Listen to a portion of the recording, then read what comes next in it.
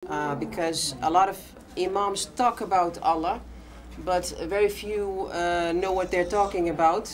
And that's why I liked what Samira said, that you have to have the connection with Allah yourself. And if Allah is with you, then you have everything. So that's what I do. I search for Allah and I get mystical experiences that I translate in art.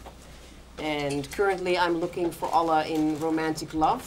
And here I am. Alors, elle nous explique qu'elle est femme imam des Pays-Bas. Donc, c'est la première femme imam et pour l'instant, de ce qu'elle sait, la seule aux Pays-Bas. Donc, elle cherche Allah dans son travail. Elle a beaucoup aimé ce que Samira a dit sur le fait d'avoir Allah de son côté. Et donc, ce qu'elle fait dans son art, donc elle est artiste, elle traduit ses expériences mystiques dans son art. Tell me if I forget something. Yes, and I look literally for Allah in my work. Et donc elle cherche littéralement Allah dans son travail et en ce moment elle le cherche dans l'amour romantique. Oui. Ok. Est-ce que tu te souviens du moment où tu as senti que tu étais faite pour transmettre et guider? À quel moment vraiment tu t'es dit j'ai besoin de partager finalement et d'exprimer et de chercher par l'art? Okay, I never had the desire to become an imam. I wanted to become a jurist, a lawyer. So then later I went to art school and I wanted to become an artist. I never really thought about imam as a job for me until I met an imam. And that imam told me that women are inferior to men, and he was actually a liberal imam. He works with Jewish Muslim organization that work for peace. He wanted to hug me. I said no, I'm a Muslim. So he didn't have a beard, so he looked very liberal. And at the same time he said to me, women are inferior to men, and I'm not going to have this discussion with you. And I said to him, well, slavery is also mentioned in the Quran. Should we go back to slavery? He said, I'm not going to have this discussion with you. And I thought to myself, I'm smarter than this guy. Why is this guy talking in the name of God and I'm smarter than him? That's pas trop l'anglais, mais j'ai compris, franchement. Voilà, je vais traduire. Donc, elle nous répond qu'elle a jamais vraiment eu le désir d'être imam, elle voulait être juriste, avocate, et que plus tard elle a voulu être artiste, donc elle a fait une école d'art. Elle n'y avait jamais vraiment pensé jusqu'à ce qu'elle rencontre un imam qui lui dit donc que les femmes sont inférieures aux hommes et qu'il était donc fermé à la conversation. Pourtant il se prétendait libéral et progressiste. Donc elle lui dit, elle se dit je suis plus intelligente que lui parce que je suis capable de remettre en question. Donc elle lui dit l'esclavage est aussi mentionné dans le Coran, est-ce que vous voulez retourner à cette époque-là? Et donc il refusait de converser, c'est ce qui l'a poussé à vouloir être guide. C'est ça. En tant que femme imam, comment est perçu ton rôle dans la communauté musulmane? Est-ce que tu as senti parfois des tensions? Visiblement, bah oui. Oui, je suis la canarie dans le coal mine, comme on disait en... I'm in English. Le mouton noir. Oui. I'm the canary in the coal mine, so I know everything about racism, white superiority, male Muslim patriarchy, white Muslim patriarchy. I'm literally the canary in the coal mine, so I can really understand from a very deep level where everybody is, because the way they treat me, even for white feminists, very often, especially the ones that have power, that are in the journalism and all of that, they fight me. They actually fought back. I never expected this, but there was a so-called woke artist in the Netherlands that has a lot of public, she has a lot of attention, she gets a lot of money, subsidies, and she's white as well, and she wears pink clothes, she's known as, I don't know, Tinkerbell. I had one interview, and the one that interviewed me was actually a right-wing guy, because the feminists didn't want to interview me. So the right-wing guy gave me a podium to interview me in a right-wing newspaper.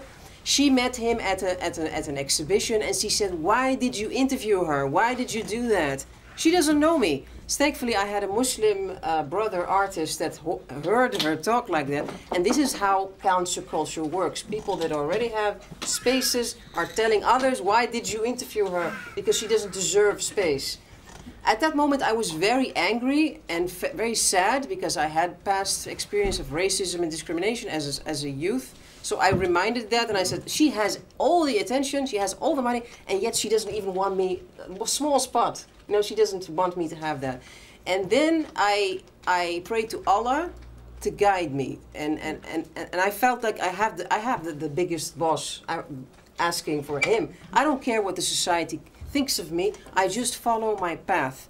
And then I found peace because I saw a weak woman that has everything and yet she feels so poor. And I thought to myself, I'm on the right path because I don't feel poor, you know. I feel great. Look at her, she's jealous of me, you know. What can I, you know, I'm not doing anything, she's jealous of me. So I have now more empathy towards the women that cancel me and discriminate me because I feel they don't have the power that I have, which is Allah's power. So again, to mention Samira, it's important to have Allah behind you. And that's what I discovered. When you have Allah, you don't need anyone. Okay, donc, juste, je vais résumer.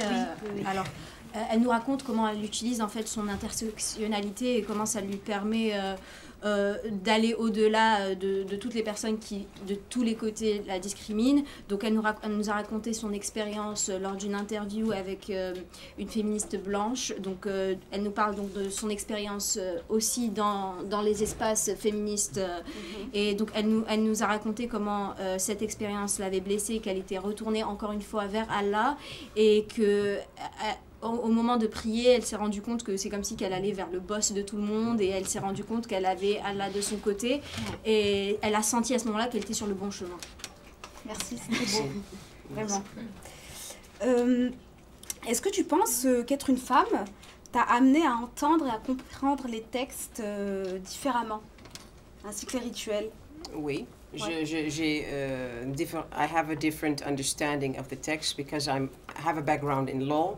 So I read the text in the context of the time they were written in. I'm interested more in the context than what is written. So that is the way a jurist looks at law and how I look at historic documents like the Quran.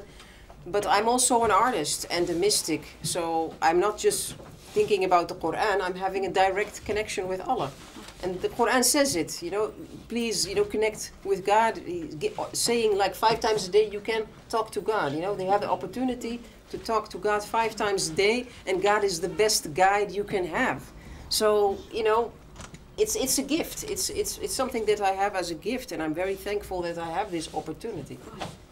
Donc elle nous dit qu'en tant que juriste et artiste, ça lui permet d'avoir un double regard sur sa spiritualité et sur le Coran, donc un regard critique et en même temps un regard spirituel et mystique et un lien fort avec sa spiritualité. J'ai une dernière question.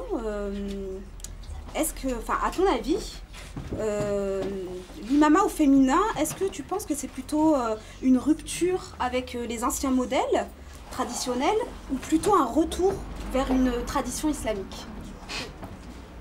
Can you answer the question? Okay, I understand the question. Okay. Thank you. It's an interesting question. I think it's both. I think as a mystic, it's a retour. Female imam, that because a female imam is representing, for example, Aisha, the wife of the Prophet, who had a very prominent role as a Muslim leader. Everybody came to her to ask her for advice. So she was the first imam after the Prophet. So in a way, the female imam is a retour because she's giving like the position of the woman back. We are all like Aisha here, like giving her voice back again and not the clergy, male clergy. So in a way, yeah, it's a retour, but in another way, it's something new. And the way I do it is that it is art. So I make Islamic art, and which is an old tradition, but I'm doing it in a contemporary way. So I think it's good to have renewal look at Islam every time, because that's the way you keep it relevant. If you don't look at it every time from your context, the book loses its relevance. So I think it's both. It's new and old, and yes. I think we always need to look for that, something new and old. Not just want to conserve the old, which is you're suffocating it, but not just want new, then you don't respect the tradition. So I'm a tradition. I see myself as a traditional Muslim, That's why my art is Sufi, traditional Sufi art. I'm not making something new, but at the same time, it's my personal interpretation, and I live in this time, and I'm an artist and a lawyer, and so I'm a mix of many things. So. Alors je vais traduire.